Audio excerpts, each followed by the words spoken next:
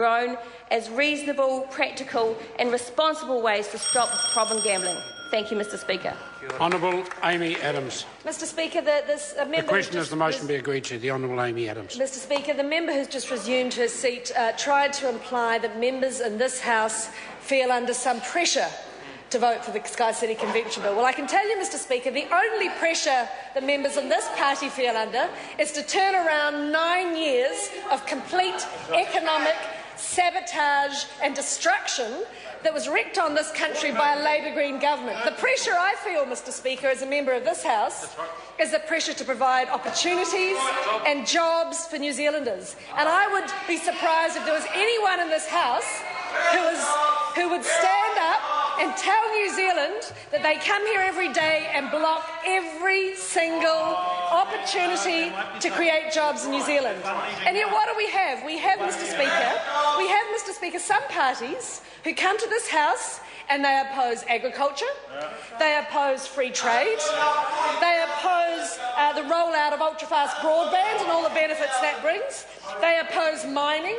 Mr Speaker, they oppose every opportunity that will create jobs, and they support every bureaucratic, process-heavy, cost, long drawn-out process that will suck the life out of the economic future of New Zealand. Mr Speaker, I want to talk a little bit about one issue that we're hearing a lot about just recently. And that, Mr Speaker, is the issue of mineral exploration. I want to talk about mineral exploration because I find it absolutely unbelievable that we have parties in this House with the barefaced cheek to come in here and talk about the risks of oil and gas drilling, when they not only spent 9 years in government with zero protection for the environment,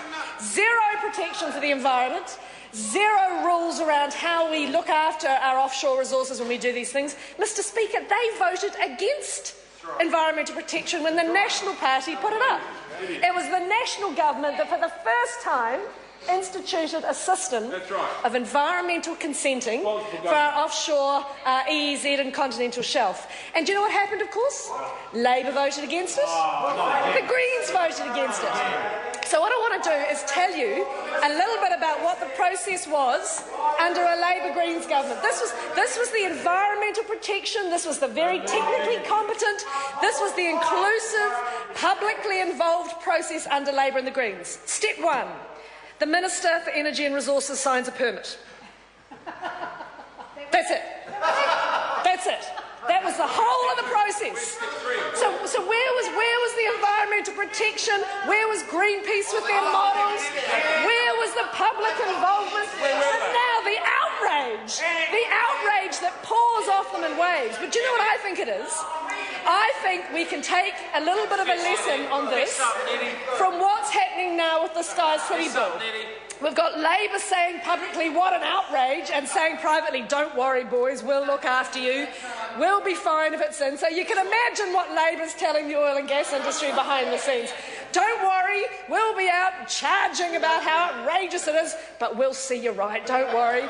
You couldn't figure out what the Labour position was on this issue if you tried. You know that whatever they tell you is unlikely to be correct. We've had David Cunliffe telling Taranaki that people are leaving in droves. And yet, what was the numbers that came out? No growth in Taranaki. In fact, with its successful blend of oil and gas, agriculture and tourism, Mr Jonathan Young will know it's one of the most successful economies in the country. The jobs, Mr Clark, come from mineral extraction. They come from agriculture. They come from the rollout of infrastructure like the ultra-fast broadband network.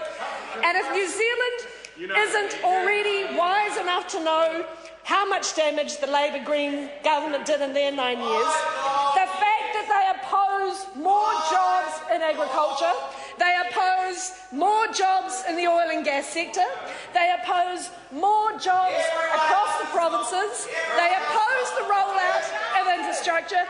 Mr Speaker, you do have to wonder, but I can tell them, perhaps I can help them. Perhaps we can help the Green Party cut out some hundreds of thousands of dollars with their spin doctors that frankly, the oil and gas sector through their taxes probably paid for.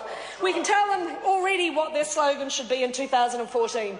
The Green Party, we're for New Zealand, closed for business. Last man out, blow out the candle. Jacinda Ardern. Mr. Speaker, if the member wants to